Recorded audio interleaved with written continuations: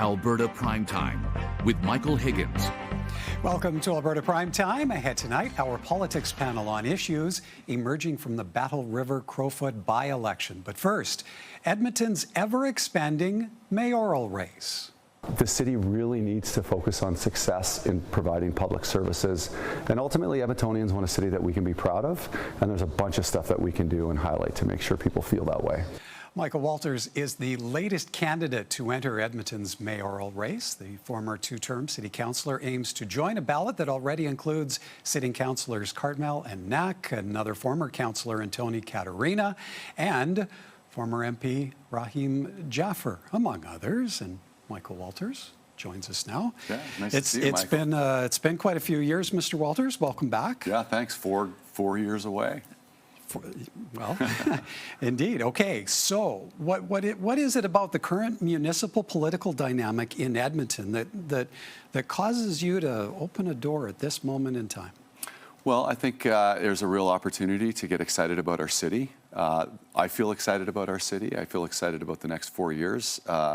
There's certainly some challenges that we face that we may not quite have got a handle on in the last 4 years that I think require some unifying, some practical and decisive leadership.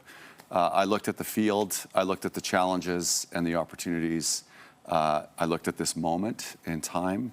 I feel what I have to offer to my city is what's needed. So here I am taking a crack at it. Okay, so there's a window, but any worries that you are late to the race? The other key candidates pretty much well established in this race. They made their intentions known months ago. Well, or you could characterize it as just in time. I feel like the race needed some more ideas, some more energy, more focus.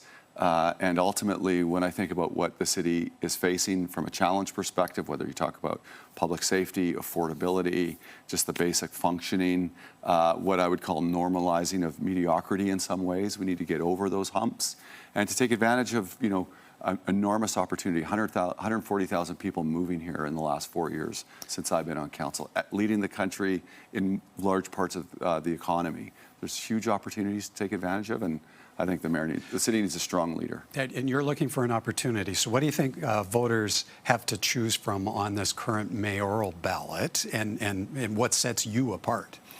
Well, when I think about some of the issues around public safety, homelessness, affordability, you're going to hear similar things in theory from a number of different candidates. And I think it really comes down to track record, approach, and results. I've been in Edmonton working sort of front lines, both at the non-for-profit, on 2 terms on city council, and now in the last 4 years, part owner of a small business. This vast degree of experience that sort of cuts across all sectors of our city.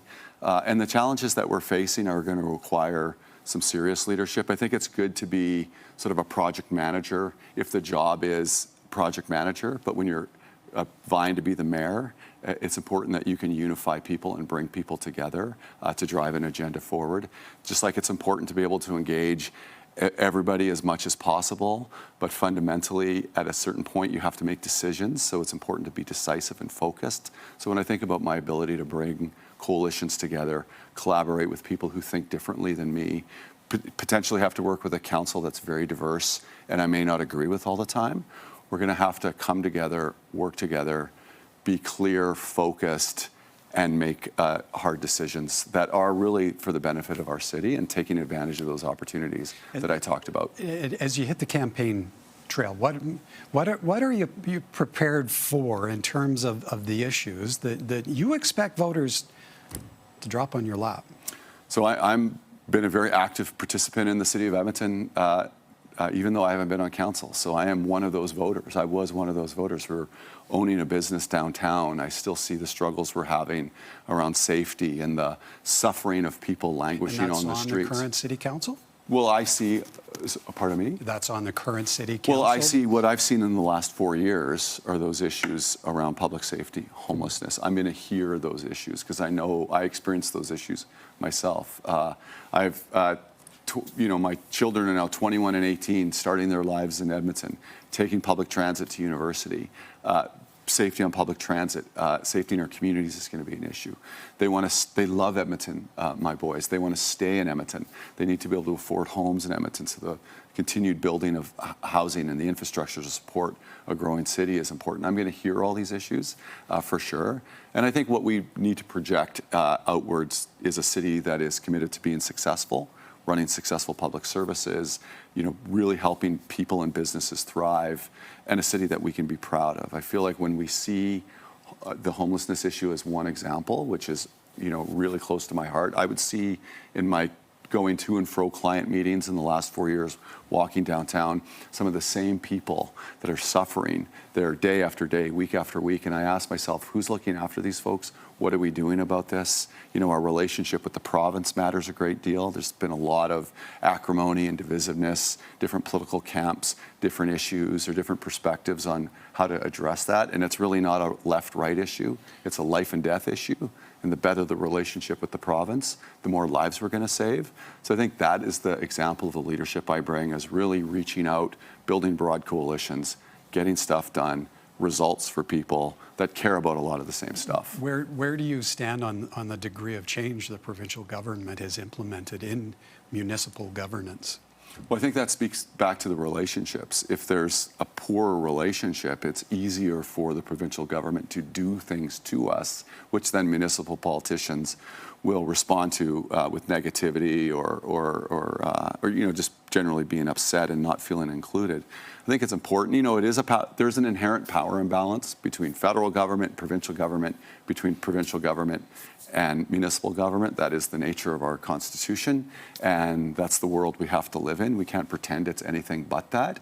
But fundamentally, our relationship between our political leaders, we can agree on 75% of an issue, and both public administrations, the civil service, could be working away at that. But the politicians will set up camp on the 25% of the issues that we don't agree on and wage war with each other. And that just disintegrates the relationship and avoids opportunities or misses opportunities for us to be more effective on behalf of the people who are both of our bosses. One last question for you. You're doing this as an independent. I am. You're not alone. You're not alone. Not alone in this mayoral race in that regard. Why not set up a party or join an existing municipal party? Or is that just a consequence of being entering at this point in time? I feel like my organizing capacity, I don't think it's about being late. We could gather together a party, I suppose, but I just don't think that's necessary. And ultimately, a political party does not a team make.